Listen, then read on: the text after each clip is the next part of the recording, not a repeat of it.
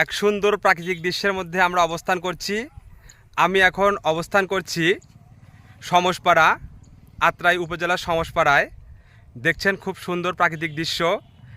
সাথে আছে আমার তিনটা শালাবাবু, আপনারা সবাই দেখছেন। আর আমাদের এই বাংলাদেশ প্রাকৃতিক সৌন্দর্যের লীলাভূমি। আপনারা দেখছেন চারদিকে সবুজ ধান ক্ষেত, ধানের প্রায় শীষ, অনেকগুলো ক্ষেতের শীষ বের হয়েছে। খুব সুন্দর দৃশ্য, উপভোগ্য একটি বিষয়। আর আমার শালাবাবু সৌরভ, কি অবস্থা তোমার? আলহামদুলিল্লাহ ভালো আছি। আপনারা সবাই কেমন আছেন? আর পাশে আছে মেহেদি। মেহেদি, বলো, কিছু বলো, কি অবস্থা, কেমন লাগছে বলো? এই তো আলহামদুলিল্লাহ, খুবই ভালো লাগছে। আর একসাথে হয়ে। পাশে আছে যে আমার বড় ভাই, আমি বড় ভাই বলি, যদিও আমার শালা, তারপরেও ভাই কিন্তু ইলেকট্রিশিয়ান, খুব ভালো ইলেকট্রিক কাজ করে। ভাইয়া কিছু বলেন।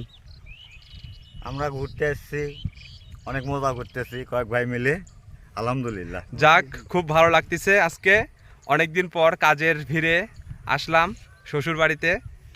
সবাইকে অসংখ্য ধন্যবাদ।